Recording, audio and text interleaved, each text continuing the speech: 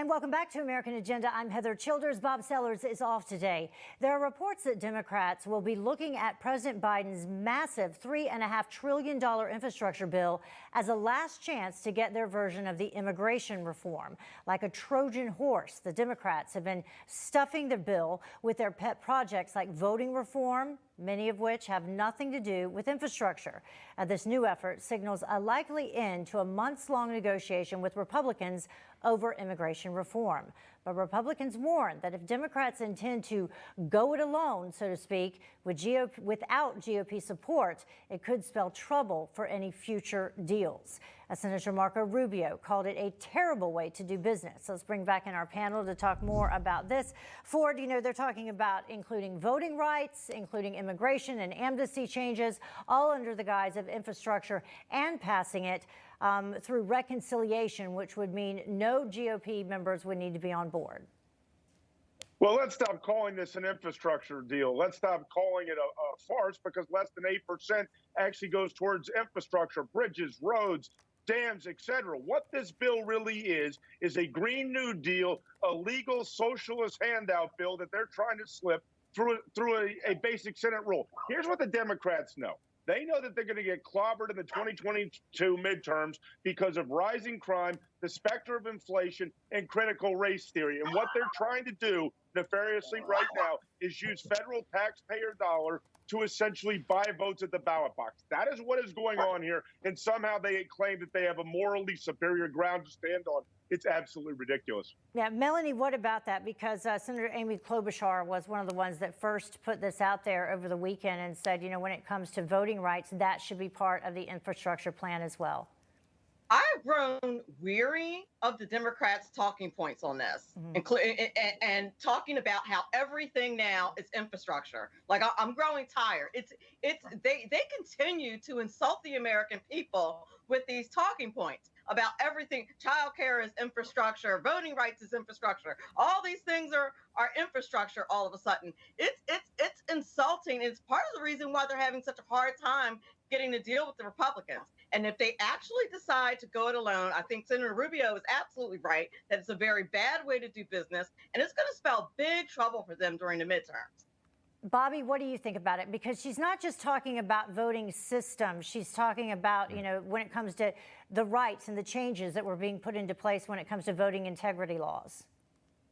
Yeah, I mean, the Democrats are pushing. They're pushing hard because they have the House, the Senate, the White House, but they haven't shown any results yet. So I think what you're seeing is a little bit of desperation because they haven't been able to get anything done that their constituency wants. And here's the thing, politically, there are Republicans that are ready to do a deal on real infrastructure, like Melanie and Ford have mentioned, the roads, the bridges, things like that. They're ready to deal. They're ready to make that happen. But the Democrats are so beholden to these far left interest groups that they have to throw all of this in and hope it sticks, hope they can pass it and show some kind of result, because the writing seems to be on the wall already that 2022 is going to be a bloodbath for the Democrats. Yeah, and Ford, the issue is that they are holding the traditional infrastructure bill hostage to also getting this $3.5 trillion, in human infrastructure passed as well. Well, keep an eye on one person if the Democrats decide to go at the go-alone route. That's Elizabeth McDonough, who's the Senate parliamentarian. She's going to be able to determine whether or not they can actually amnesty illegal immigrants through budget reconciliation, whether or not they can federalize the ballot box through budget reconciliation rules. Unfortunately, I don't have a lot of hope, because when we had Bush v. Gore, she was, in fact, Al Gore's lawyer. So problem is she's probably going to err on the side of the Democrats. But if you want to know where democracy hangs by a string, just ask the Senate parliamentarian. Yeah, and Melanie, I was just reading in terms of this push for amnesty, moving beyond the voting rights. This was originally, it came up from, the Senate Budget Committee Chairman Bernie Sanders. He released a $6 trillion budget with reconciliation instructions, including at that time $126 billion to put approximately 5 million illegal aliens on this pathway to citizenship. Can we get back to the fact that they're breaking the law with everything they do with illegal immigration?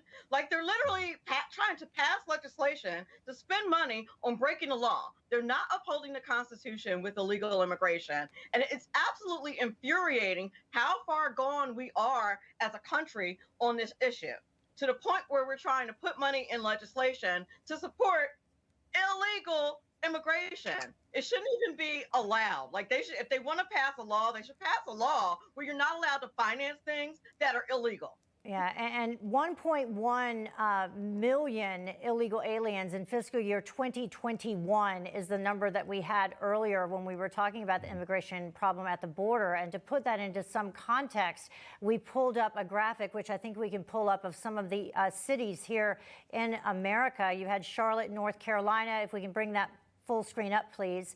More than 900,000, the population there. You have San Francisco, California, a little more than 866,000 living there. So if you take a look at these numbers, the number of illegal aliens that have crossed over the border, 1.1 million in it, the last fiscal year, Bobby, that's more than these cities. Yeah, it's outrageous. And that's what you see. I mean, we have this COVID shift. Everyone's talking about the Delta variant and misinformation. Meanwhile, at the southern border, things keep getting worse and worse and worse. The story erupted in February and March, and then the media tried to downplay it. Jen Psaki stopped talking about it, thinking it would just go away. Well, then look at April and May and now the June numbers. Everything keeps getting worse. They're not solving the problem. People are in real danger here with the drug trade and the human trafficking and the gangs. The Democrats don't want to talk about it. And again, that's going to be another issue coming up in 2022.